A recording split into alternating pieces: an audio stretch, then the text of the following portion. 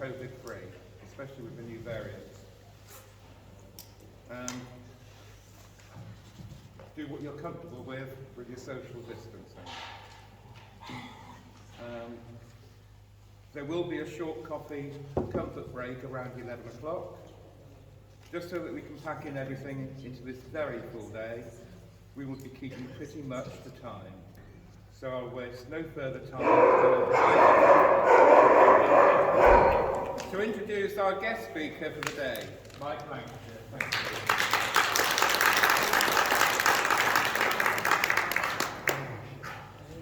Good morning, everybody. Good morning. Was I up before you this morning? Maybe, maybe not.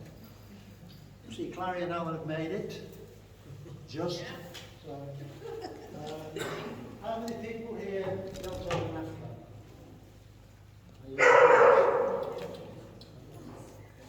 Sorry? How many own a hound? You all own hound, yeah? Okay. Big ones or small ones? Little ones? Big ones. These are much more fun, a lot more fun. A bit more work, but a lot more fun. Right. We all recognise this is an Afghan, yes? Yeah. Anybody who doesn't? That's a good start. She's just getting used to the sniffs and the Oh no, noise. I'm surprised she If you have to take her out. she just had a wee, so she should be alright. Because it smells. We know how awkward it can be, especially the ladies. Right, Afghan Hound. Appearance. You've all got a copy of the standard with you, have you, by the way? Who hasn't? Got one on my phone, haven't got. Sorry? I've got one on my phone. Has anybody got a spare standard that can give this lady a hard copy? The gentleman there as well. Jill, have you got any copy of the standard here? You've got one for this lady here and one for the gentleman there. Two, please. It's easier to refer to it as I'm talking, so hopefully you can hear and read at the same time. Sorry? Can't? You can't hear me? I'm loud in my ear. Right. If you've got any questions, stop me. Put your hand up straight away. Don't wait until the end. Okay?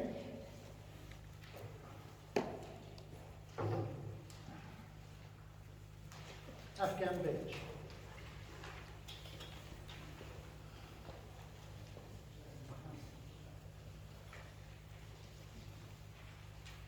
How old is she, Jeremy? She's 8. 8. She's 8. Good girl. The standard calls for appearance, dignity, aloof, combining speed and power. You can get dignity and aloofness from the appearance, not necessarily speed and power. You'll get that from movement. In terms of characteristics, the biggest, two largest characteristics are the conformation and the fact that it looks like an Afghan. Expression is a prime feature of the dog. Without it, it's not an Afghan. It isn't. If it's got big round eyes that are very light, it kills the expression. The expression is crucial. It should be Oriental or Eastern, same thing. Ideally, the eye shape should be almost triangular. It should be dark. Golden isn't barred, but dark is preferred. As I've said, the shape of the eye is almost triangular, and from the corner of the eye to the back corner, it should raise slightly. You don't want it too large, you don't want it too small. Without the expression, it kills it. It's prime. Does anybody understand that? If I don't hear from you, I'll assume you do. Okay?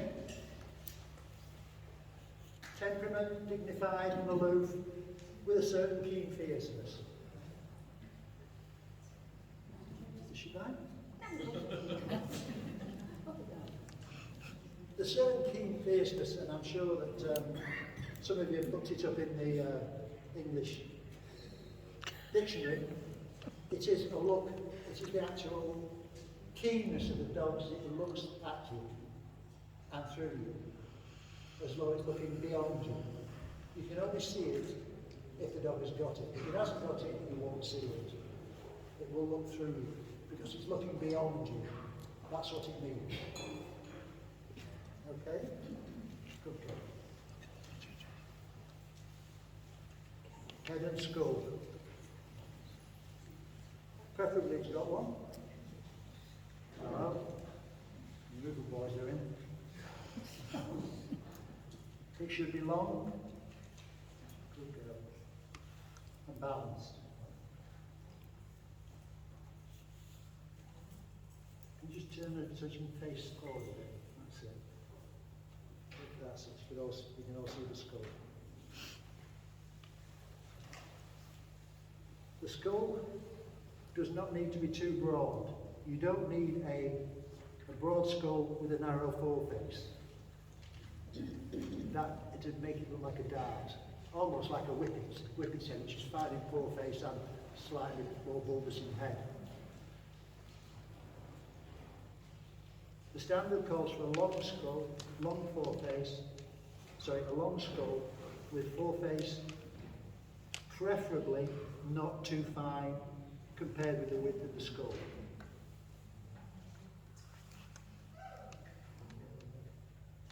The occiput should be, the occiput which is here, the back of the skull should be prominent.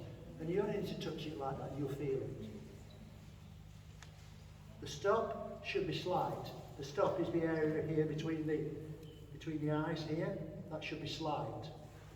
You'll see all variations. You'll see them looking like a borzoi, which is almost roach through, or you'll actually see them like a pointer with a step. You'll see them all, but the majority are like that. It should be slight through. Okay?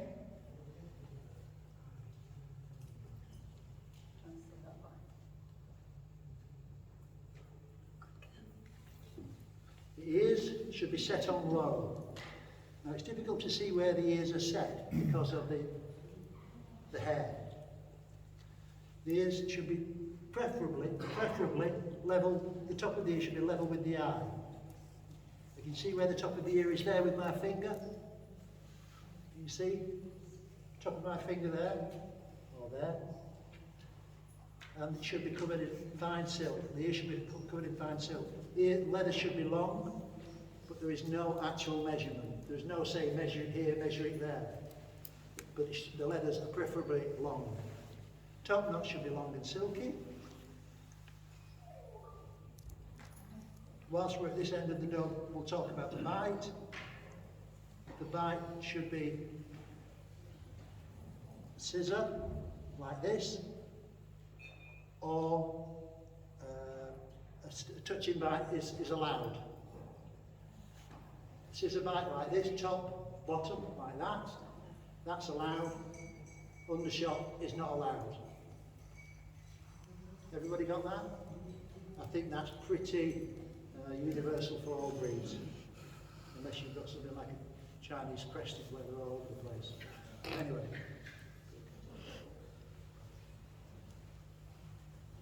You want to turn around the side now? Any questions about the head? Yes? Could you just describe to us the punishing underjaw, please? That's a good question, that. Because I was taught that to find out a punishing underjaw is to open your mouth and put your finger in. And Di Barbara Townsend was being very honest when she said that. You don't want the jaw, the bottom jaw, to be too fine. That's what the argument is. If it's too fine, there's no strength there. When the dog reaches down to collect its prey, it's got no strength to catch it, pick it up. So you don't want the bottom jaw too fine. But I do agree with Di, the strength of the jaw is there. You put your finger in there and see how hard it bites. Also mandarin beards. A lot of people are picking up on mandarin beards. They're gone. What beards? Mandarin. There's nothing in the standard. No, there's nothing in the standard, but people are picking up on, In what way? I don't know, just read things, you know, Well, it's funny because the other thing about the head that isn't in the standard is chiselling. Does anybody here not understand chiselling? idea. Right, chiselling. This is where the features of the bone of the head, especially on the foreface here, are enhanced by the veins that stand out. There'll be 2 or 3 dogs here that have actually got that. She's quite fuzzy, isn't she? Yeah, she's So you won't be able she's to not see it shiny. because she's got a bit of growth. But it should, the chiselling gives it an absolutely, it's almost like a sculptured, that's the way to describe it, a sculptured finish on the head. And it is very, very attractive, but it's not in the standard. It tends to be like a bit like a mandarin beard. But a beard on a picture, I'm sure that that goes too well. Yeah. Okay. I've seen a few pictures with it. Any questions about the head, the eye, the mouth? Yes, David. Do you get any tendency to Roman nose? Sorry? Do you get tendency for a Roman nose? Is Yes. that not undesirable, or you don't get it? You used to get it more, I think. Yeah. You see it occasionally now, but it's okay. There's no debate on it. It's acceptable.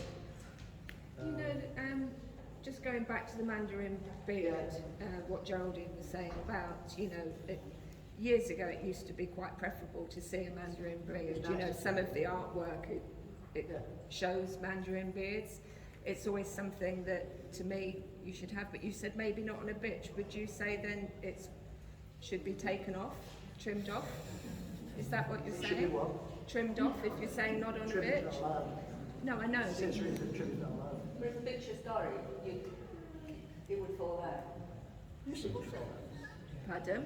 It would fall out. What, on a bitch? So, no, yeah. You Yeah. know, to fall out. Oh, okay. But mine Okay. wouldn't fall out. Mine doesn't fall out No. either. That's okay. No, that's fine. It's just one of those features that some people like to see. Yeah.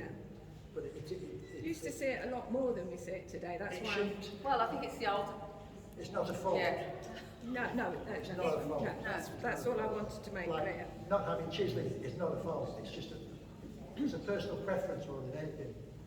Slipping on this. With the nose, obviously it's permissible in lighter Sorry. coloured dogs. With the nose, Yeah.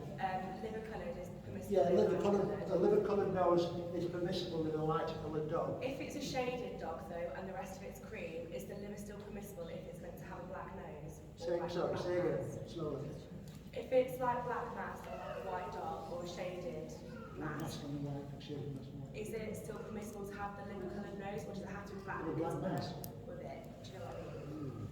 I've never seen a black nose on a But black because the rest of it would dog. be white, would it then be permissible, or was it because it's shaded it has to be black?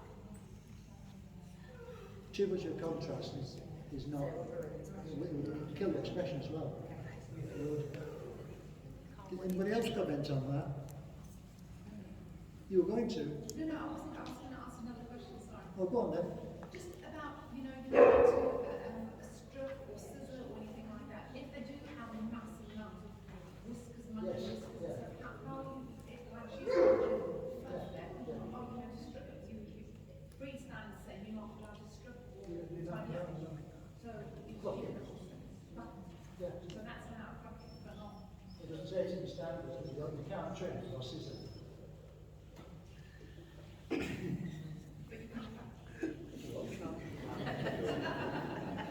Who doesn't look?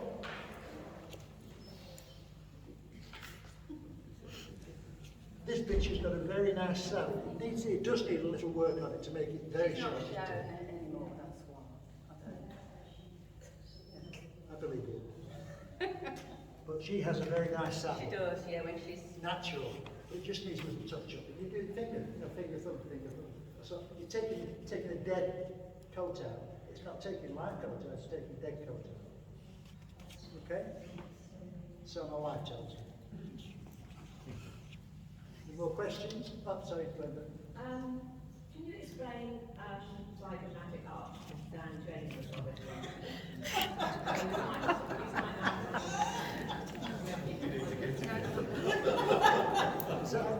Zygomatic arch is the technical term for this line here. Okay, here. On some dogs it's more pronounced. It can be a line to chiselling. It does look very, very good on a heavily chiseled, head. But again, it's not in the standard. The zygomatic is there, and there. It's the score. Okay? Right. No more questions on the head. We've got the nose, we've done the eyes. Expression. Expression, expression, expression.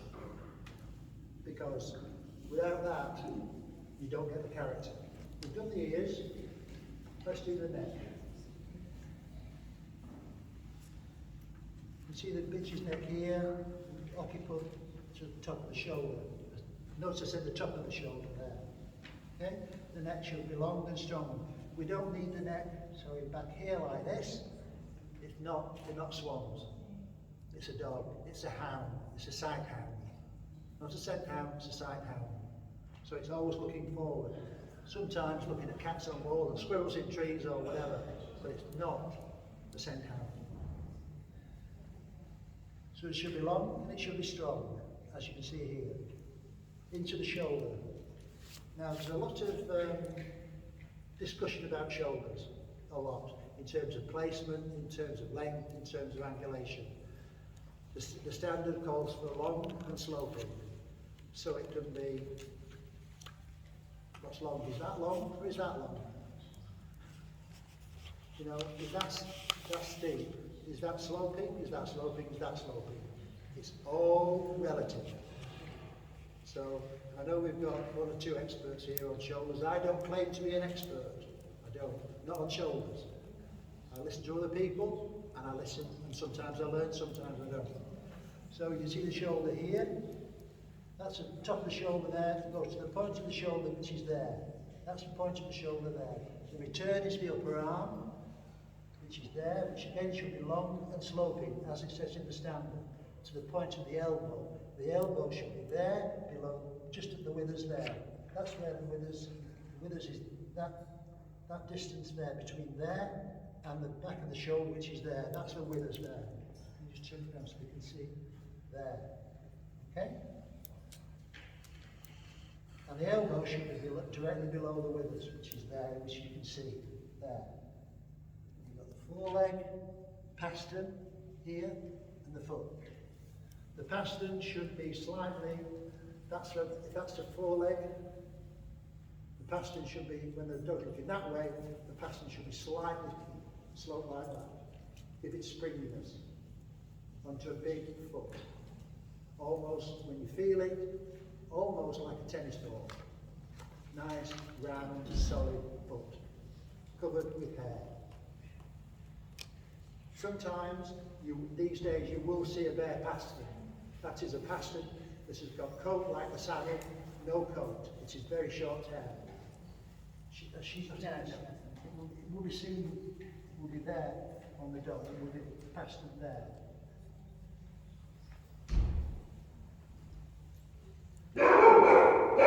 Questions about the shoulder?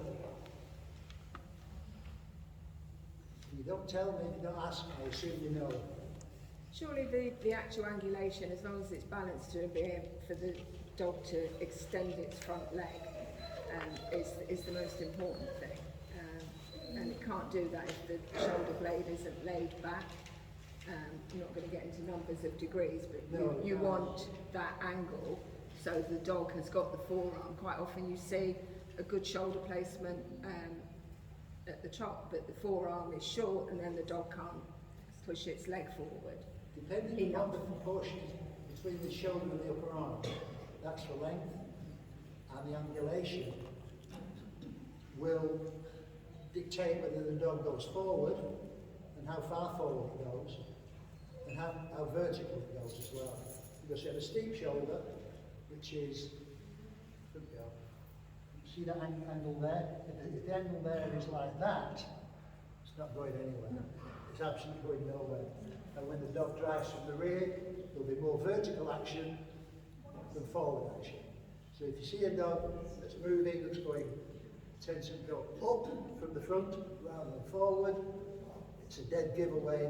The shoulder angulation isn't there. It's being able to recognise that as a fault. You may not, it may not actually register as a fault when you're going over the dog, because most people, excuse me, I'm not, most people go over the shoulders like this, so it may not be immediately obvious that the angle is there or not there. But when it's doing, it can't hide. If the front action is going up like this, the body's going up, it's wrong. Personally, when I go over the shoulder, I go over the shoulder like this, because if the dog's, if I do it like this, the head's near the dog, I do it like this, it's near my arse. It gets my arse, not the face sometimes. That's the sort of Pierce position. Roy Wilson told me that. Remember Roy? Yeah, clever guy. Any questions, more questions on the shoulder? Can you just give a guidance on how many fingers you should feel between the shoulder blades? Is that helpful to people judging? Again, what Glenn is looking for is a guidance on the gap between the shoulder blades here by using fingers, 1, 2, 3, whatever. Nothing in the standard. But you don't want them knocking, touching. That would indicate lack of muscle and lack of spring from the chest going down, the top of the chest here. Briskly. I hesitate to use the fingers rule because it's a bit old hat. It's not in the standard. I'd rather use your eye and use your hand. Not say it's got to have one finger or 2 fingers. It hasn't. It's the same at the crew. I've seen people, do this, put their hand between the pin bones, trying to measure the width.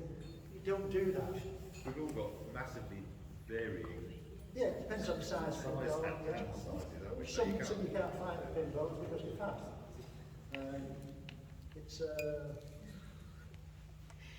Mike, I just noticed the other day, in the standard it says the front leg should be straight. Yeah. And I noticed 2 sets of comments in the dog paper by 2 different judges, and one mentioned 2 or 3 times in the comments, I can't even remember what it is that they had nice straight fronts, which I thought was very dangerous. And the other one seemed to emphasise all the way through that they had nice straight legs, which is in the standard, but they didn't mention the angulation of the shoulders. So I thought this was just raised alarm bells. Yeah, just turn the front. What Susan's referring to, or what she's read referring to, people referring to the legs should be straight. It should be vertical, straight down like that, like this bitch is. And when looked at from the front, the legs should be parallel, right? Dead straight down. Not together and not too far apart, but straight. Same with the back. I can't really, I can't even go up than that. Was it? Well, I was only just going to say, I see a lot of people when the judge shoulders getting the angle from the sort of leading edge, and personally, when I feel a shoulder, I always sort of feel that centre spine through the shoulder. I mean, years ago, we had a BDO image, and she had quite a different shoulder, in as much as that it was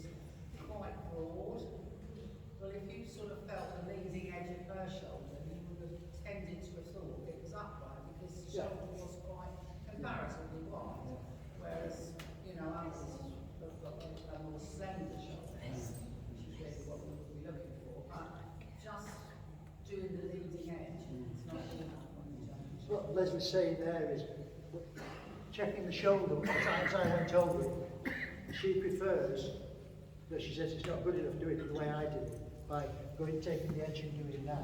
What she feels is the blade, point down the blade here, you can feel on the shoulder, you can actually feel the line going down the shoulder, yeah? And that's what she feels for. But it still give you the same result when the dog moves, because if the angulation isn't there, you're still getting vertical movement. Sorry. Can you just show that so that we can see here what was being discussed there? What the front or the strap the shoulder? The shoulder. What Leslie brought up there was Leslie brought up is that the shoulder's there. There's a line down the shoulder there, down the middle of the blade.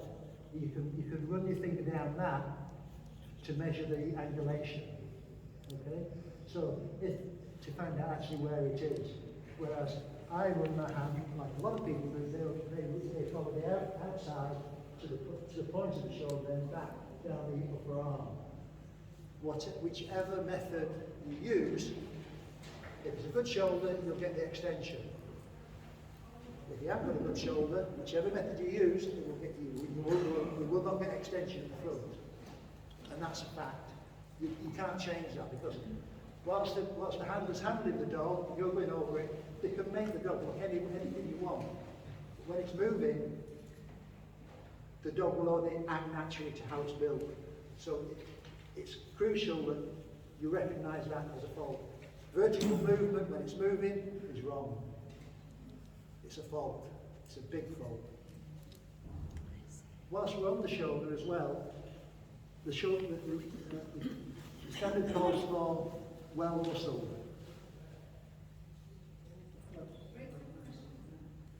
If a handler is not, can a handler destroy the dog's movement?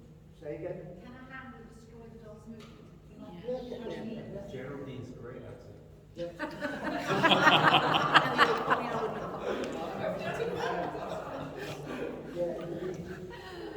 don't see what's big enough. You don't see what's here, because your eyes on the dog, not the handler. It's true. Is that right, Leslie? Right. Yeah. Absolutely. Some handlers make sure they're seen. Sorry? Some handlers make sure they're seen. I'm not going to comment on that. Mike, can I? Well, sorry, go on. I have gun dogs.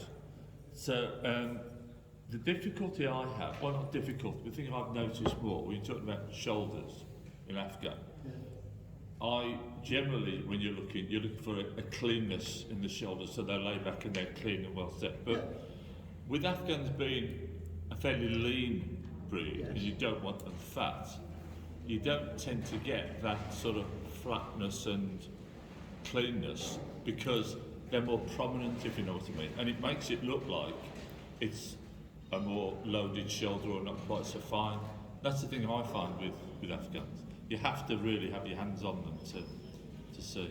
Are you talking more about the way it flows into the top line? Yeah. It's Well, going to there, be like that. Yeah. To a point, yeah. You can actually see where the blade is and the Well, you won't see where the blade is there. Yeah. When it goes, you can't. Now this bitch, she is overweight, slightly overweight. I mean, she's not showing no more. She's a couch potato. But just because she's overweight, I don't think that's distracting at all. No, I'm just saying Yeah, it's I know what easier you're to saying, see. yeah, I'm not saying it's wrong, I'm not commenting, but I think that's the thing that some people have a difficulty with. I will mention a loaded shoulder. Who here doesn't know what a loaded shoulder is? Don't be shy. If you don't know what a loaded shoulder is, tell me, because you've got to know it when you see it. 1, 2, right. The standard calls for well muscled. Well muscled keeps it together. If you have too much, guess what? It can't move. The whole front of all this assembly here is absolutely, it's solid.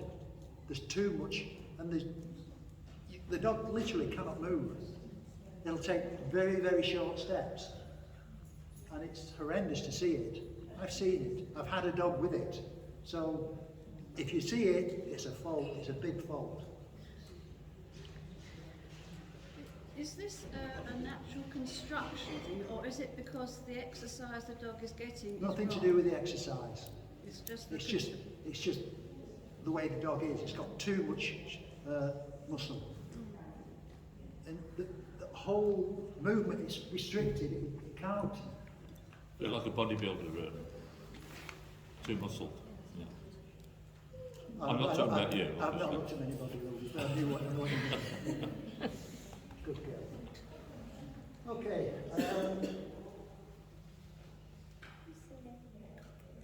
Brisket, depth of chest, length of back, length of loin. She's a good girl. She's good. Yes. You better not win on this carpet. It's only because it's all dog smells, because of dog shit. Yeah. Okay, so length of back, you say the withers starts here, finishes there. The length of the back there to the rib cage here. Can we see? Yeah, that's what I'm a bit conscious of. People can't see it. Rib cage ends there, monkey bones there. The chest should be deep, preferably beyond the elbow. There's the elbow. You'll only see, you can either feel the depth of chest by doing this, or you can actually fold it like this to see where it is. You see there's the elbow there, and the depth of chest is just slightly on. I would say slightly less, slightly higher than the elbow on this bitch. The spring of rib is this area here, where the rib cage should not be barreled, neither should it be narrow. When it's barreled, when we talk about a barrel rib cage, we'll talk about one that does this. Like that. It should not be like that. Shouldn't be like that. Neither should it be like that. Should not be like that. It should be like that. Okay? Like this picture's got. Okay? Rib cage finishes here, loin here, to the monkey bones. Hip bones, monkey bones. The length from the hip to the hock should be great. First thigh from here to here, to the stifle here. Length of second thigh from here to here, hock. It should be great length.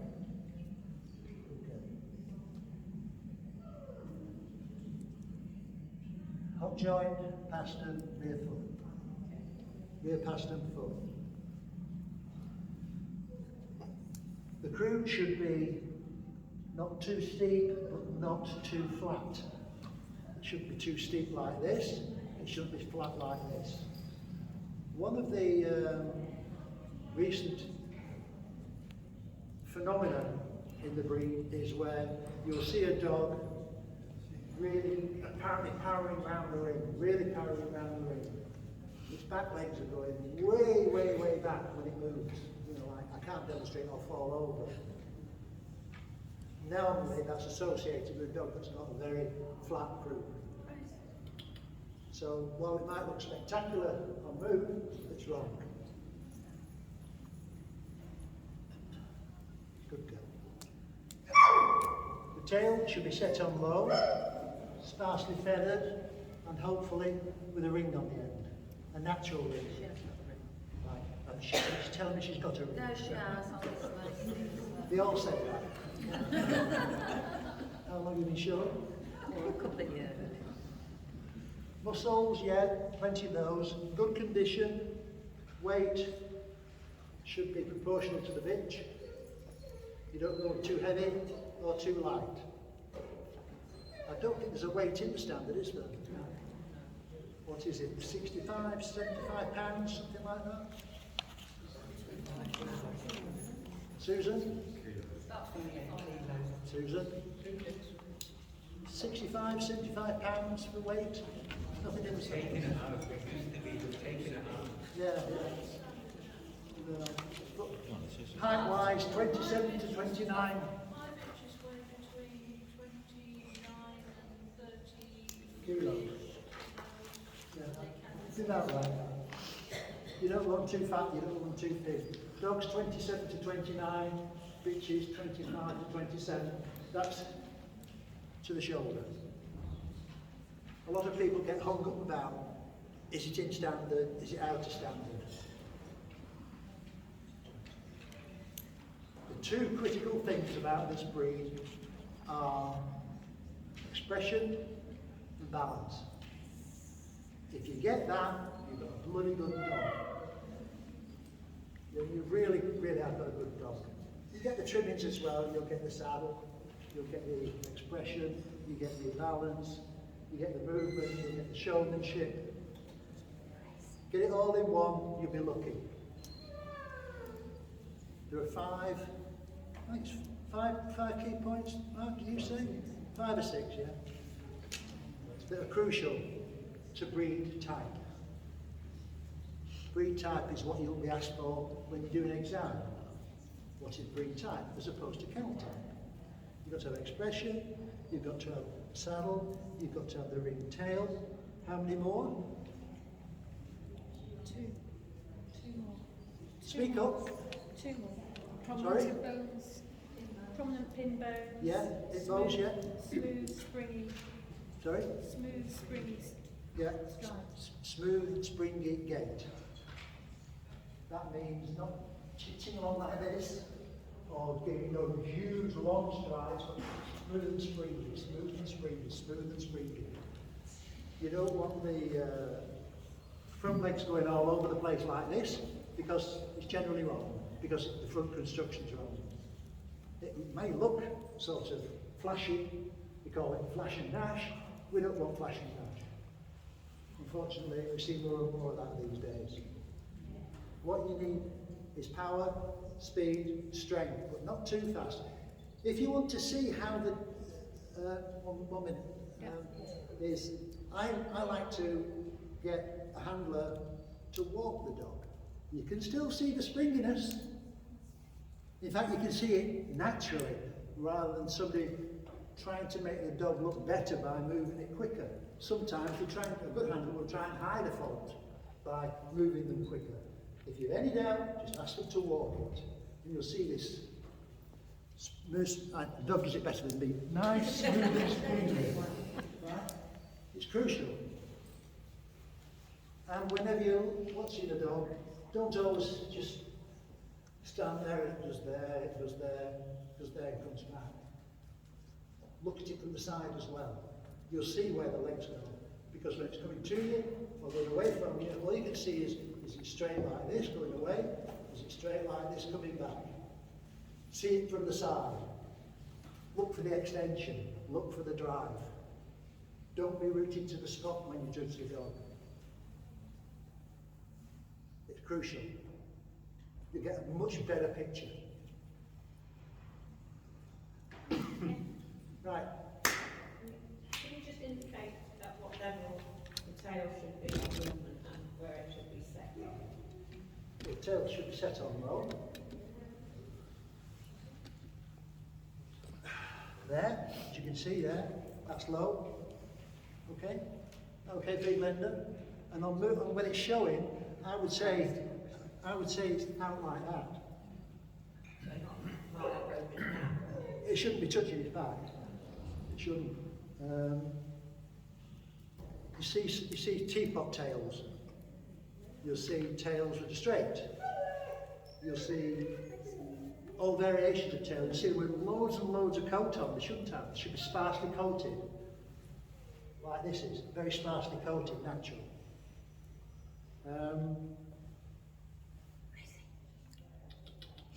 Never throw a dog out because it's got one fault. If it's got loads of faults, then fine. So one fault, don't discard it, because it can be brilliant everywhere else. I remember a bitch being made up years ago, and she was tall. She was very tall.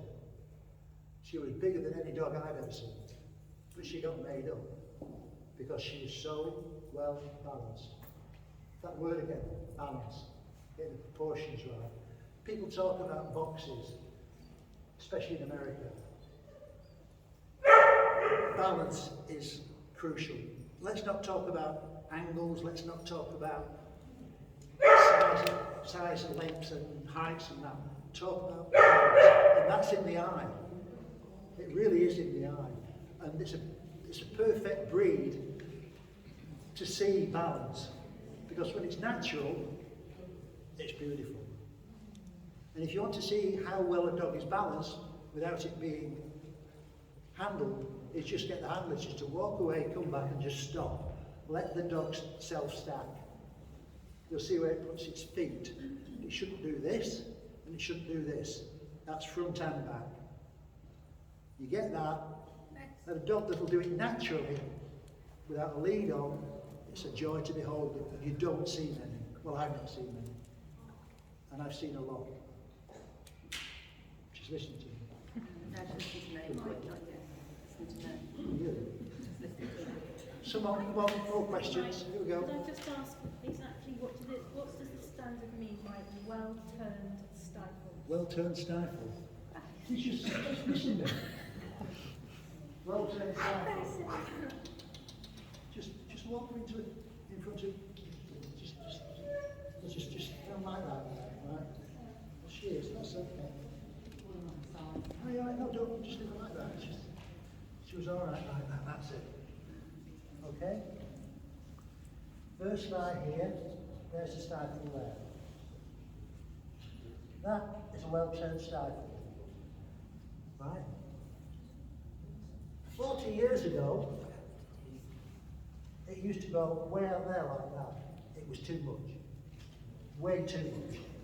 And even though the dog appeared to be sound, they tended to go off the back legs at a young age, a lot younger than they do. They may go off its legs at 8 or 9, because that angle there is too much. So let the dog find its own natural stance on its own. It balances itself.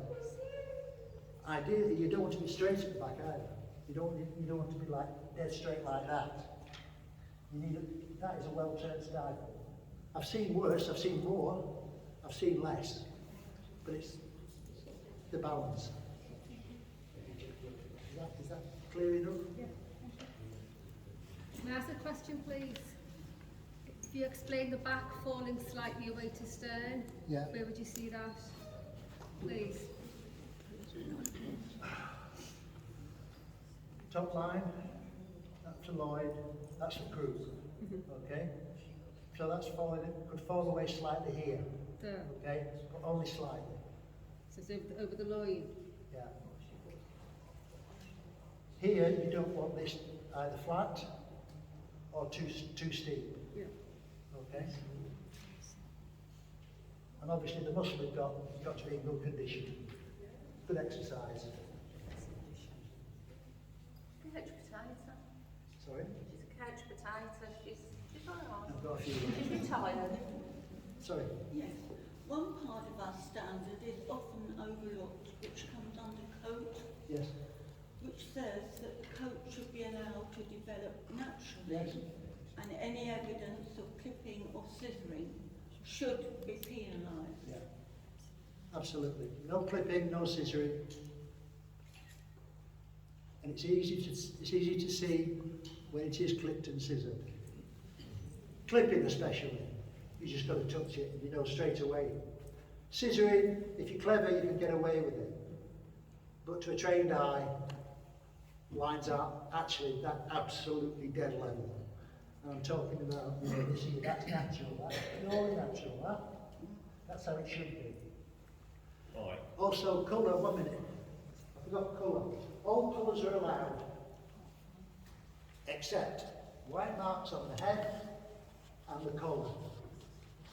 Who doesn't know what I mean? Do you know? Yeah. Yeah, good. Okay. I believe about that. Just give me a second. This came up recently. Where's David? Where's David? No.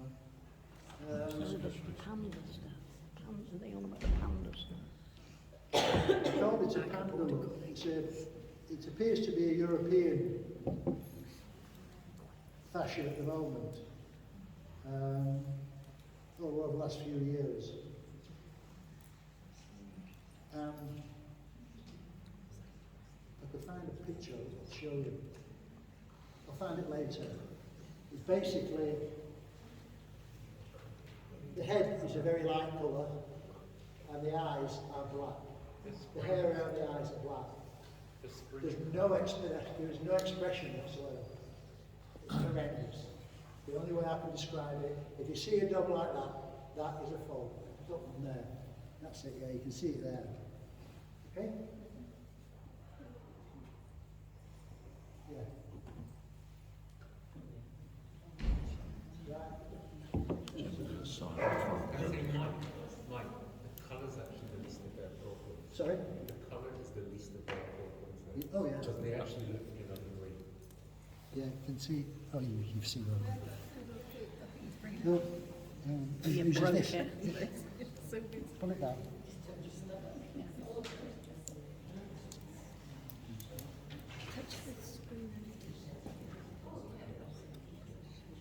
Mike, do you think they've actually introduced another breed to get that colour? Sorry? Do you think they've I don't actually know. introduced? Right. I don't know. That's the American research came out and said it's a genetic defect. And it comes in from the K-gam.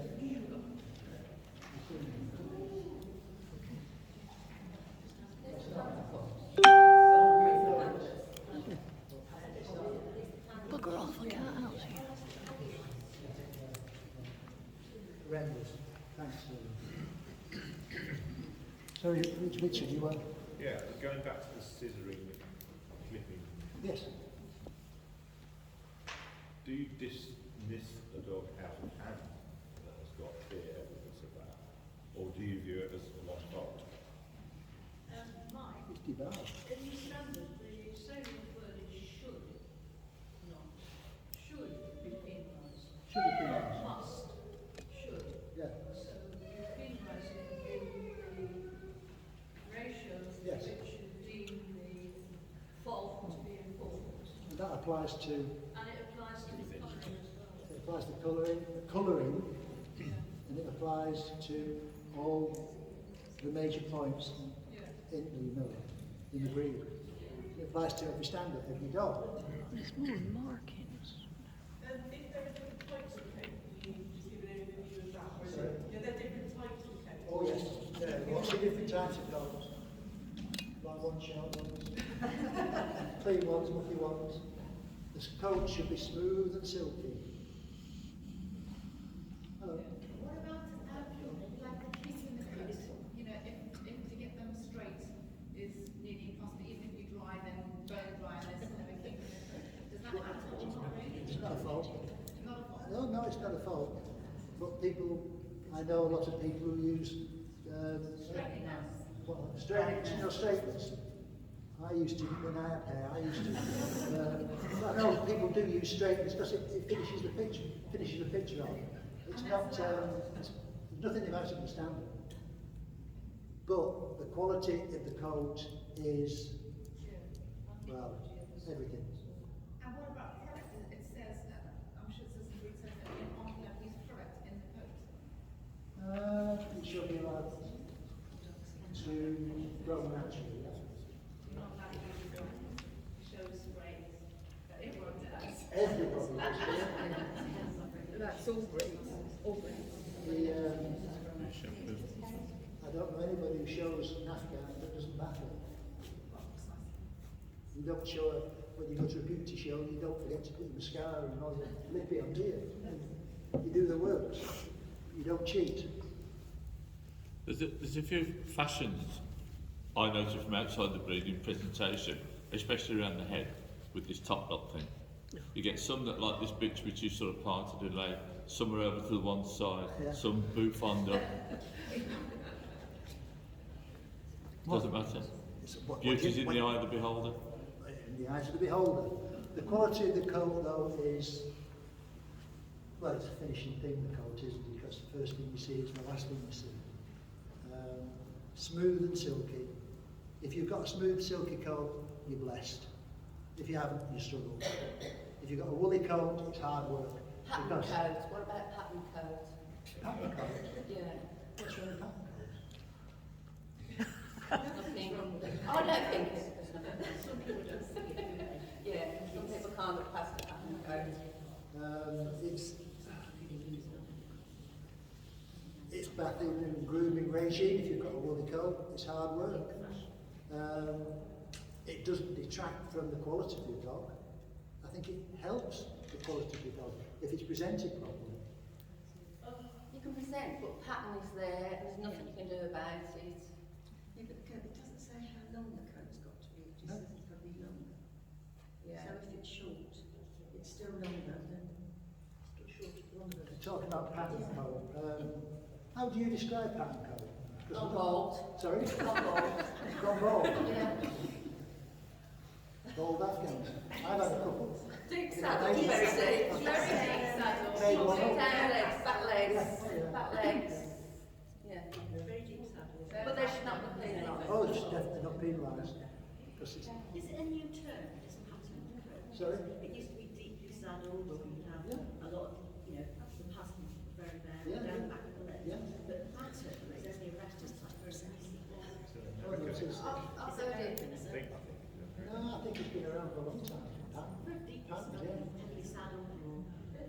I always remember a photograph from Afghanistan, which we've got on file somewhere, of this man with his village dogs, and he got two dogs side by side. One was a black one, and the coat was so heavy and thick that it was cut off here to keep it out of the snow. And the other one was completely patterned. If by patterned you mean, you know, had bare pasterns, very good coat, and all the rest of it.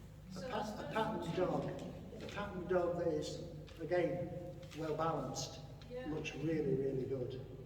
We don't seem to see them much now, whereas we did in the past.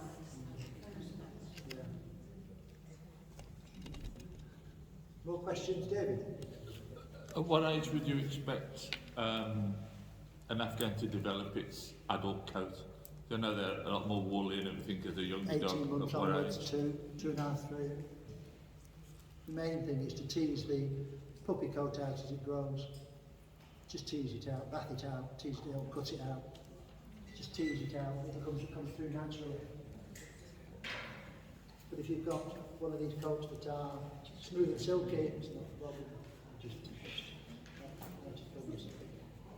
Can I just make a tip for those that have got other breeds when they come to judge an Afghan hound?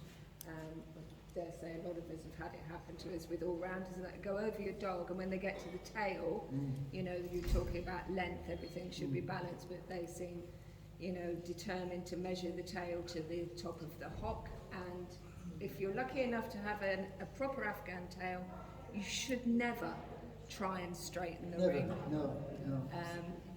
A lot of people out of the breed don't actually understand that, and it's very important. It's like when you check in the front foot, you just stand up, checking the front foot to the side, and you go over the dog. When I go over the dog, you know, you do this, and you go down the front line, and I go down the dog line. The last thing I do, I will go back to the front and just feel the foot like that. Because if that puts your dog off, I've already been over it. But if I've started going over the dog, and you know, to this point when I do that, and it puts it off, then that's unfair to the exhibit. Yeah. And we talked about measuring the tail, quite right. You know, you'll see people doing this, doing this, pulling it down and pulling it out. It's not necessary. You can see the tail when it's in action. It's raised, it's out, you can see the ring, you don't have to physically touch it. you'll see people, you know, doing this, measuring, well, what they're doing. I don't know what they're doing when they do that. Extensively measuring the length of the leather. It's not necessary, don't do it. You know, you don't have to touch it. You know, it goes to the head. Just by doing that, on the head, like, you can see the eye, you know where the ears are, you know where the level of the ears to the eye, you can see the foreface. It's all there. It only does that. And you don't have to, you know, keep going over it. You do it once. Can you just give a brief demonstration then on how you would approach going around, how you would specifically expect the judge to approach going around? I'll do this how I do. Yeah, that's fine. Like, I know that you approach centre-hand differently than you approach sideways, so it'd just be interesting to see how you would expect somebody to go over that. Well, I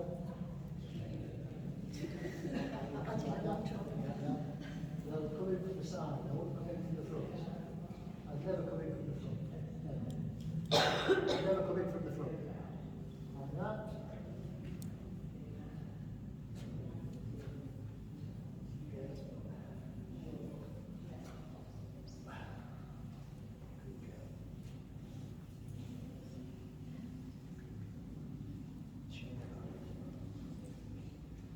Back to the end. So you need. Mike, can I just say something for non-breed people who want to know how to approach them? Sometimes you see them slightly, maybe lean to the side. Do not put your hand out, don't start speaking nonsense. No. Just go over, don't be rough, just go in with confidence and and go over. And even if they're still leaning, just it's in the nature of the breed. So don't, if you stand back and expect them to do it, you'll lose them and they won't come back. They are aloof. They're not shy, they're aloof. And that's critical. Yeah. Right, well, if you must touch me, you can. Yeah, that's fine. Yeah. As Mark says, well, with confidence, but don't be cocky. You know, don't be cocky. The exhibitors paid the money. They brought the dog for your opinion. Don't overcook it. Okay. Was that all right? Yeah, perfect. Thank you. And don't get stuck on a point. You can always go back. Okay? Okay. I don't know.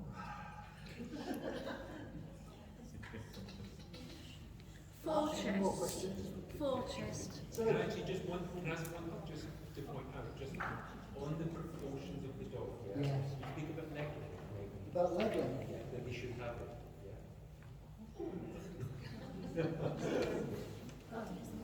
Should reach We don't want short legs.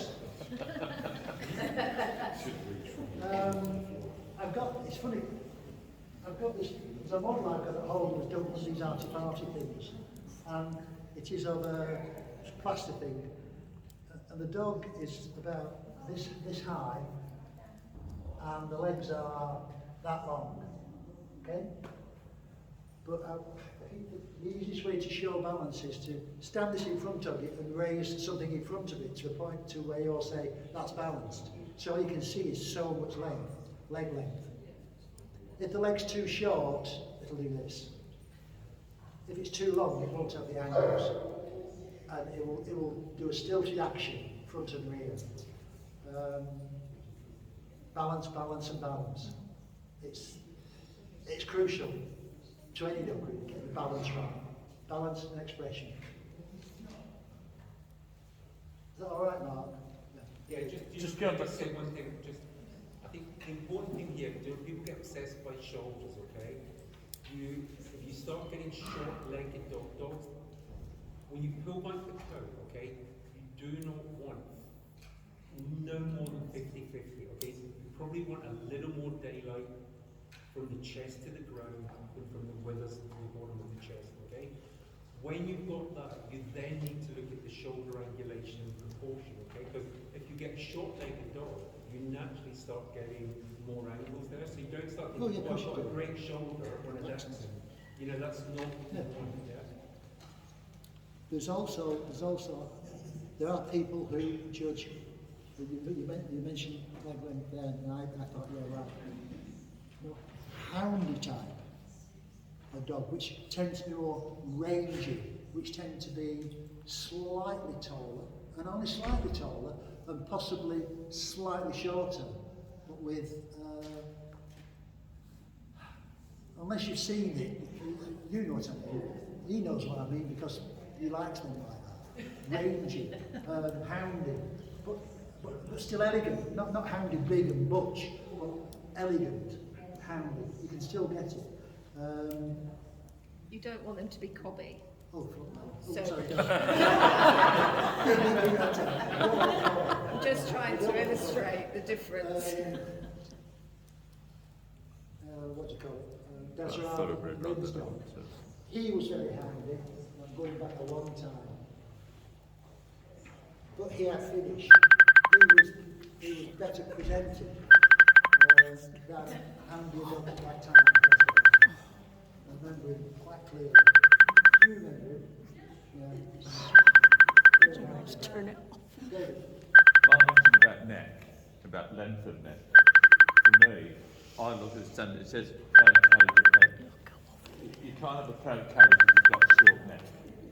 And if you've got a neck that's too long, it's not going to carry as well. It's all about balance, as you say, isn't it? Yeah, something with a short neck or too long neck, it's not right. You don't need exaggerations. Exaggerations are wrong, wherever the exaggeration is. The handling, again, is crucial. If you see the great dog, you don't see the handler. You'll never see the handler. And that's true. And sometimes it helps a great dog because the handler's shit. It happens, you know. That's a technical term, by the way. And it's got to look as though it's fit for function. Sorry? It's got to look as though it's fit for function. So the neck, it's got to put its head down. Yeah, as I said earlier. Yeah. The head's got to go down for its prey. Mike, when you get a younger dog, they've got beautiful muscle and condition, but they don't seem to have much flesh on their chest. Should that be penalised, or is it an age thing, and at a certain age it will come right? Never noticed it myself. Never noticed it. Because as the dog matures, the exercise will sort the muscles out, front and rear. But as far as the body, that depends on, again, on exercise, feeding, and maturity. You will get them that are inherently skinny. It happens. And I think that, unfortunately, applies to pattern dogs. They appear to be skinny, but they're not, are they? They're not. They're not. They just appear to be because they've not got all this coat. You have to get pads on that. Can you just show, I don't know if you can show me that photo, which is a clear example of the old coat pattern, and also the fact that she was. Oh, yeah. You've seen this. That was the bitch. Yeah. That's the bitch I told you about. I got the impression that she got a white shoulder blade, but a super fun, and she's actually not that version. Yeah. Sorry? You've seen it? Oh yeah. Oh God, yeah. Not my daughter.